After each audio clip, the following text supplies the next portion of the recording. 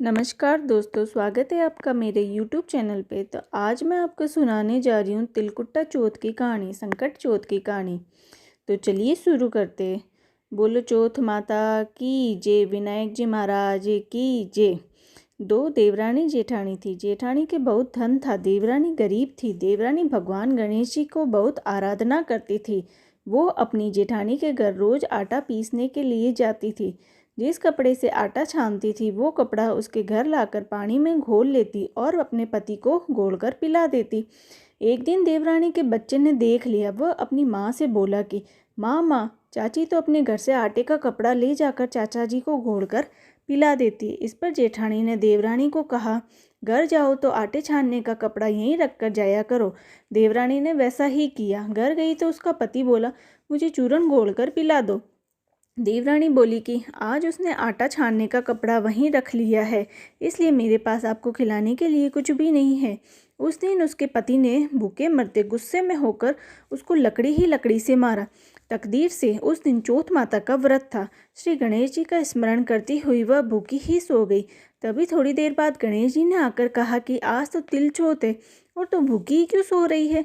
तब देवरानी ने सारा वृतांत कह सुनाया। तब भगवान बोले कि आज मैंने तिल चौथ होने के कारण चूरमा व तिलकुट्टा बहुत खाया है, इसलिए निमटने की मन में है, सो कहाँ जाऊँ।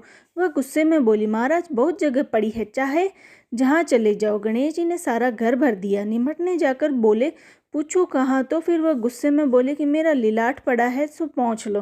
गणेश जी पहुँच कर चले गए। थोड़ी देर बाद उसने उठकर देखा तो सारा घर हीरे मोती से जगमगा रहा था। सारा सिर भी सोने की आभा से चमक रहा था। धन को बटोरने में देर हो गई, इसलिए जेठानी के नहीं जा सकी। जेठानी ने अपने बच्चों को चाची के घर देखने के लिए भेजा कि चाची क्यों नहीं आई है। बच्चों ने आकर देखा तो वहाँ हीरे मोती का ढेर लगा था।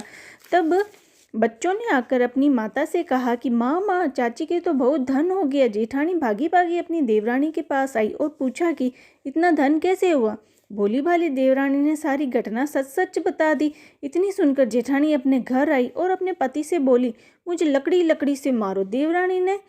देवरानी को देवर जी ने बहुत मारा, इसलिए उसके धन हो गया। उसका पति बोला, तू धन की भूखी क्यों मार खाती है। लेकिन वो नहीं मानी और बहुत मार खाकर अपने मकान को खाली करके श्री गणेश जी का स्मरण करके सो गई। गणेश जी महाराज आए और कहने लगे, फालतू में मार खाने वाली, उठ और मुझे बता कि मैं कहाँ निमटने जाऊँ।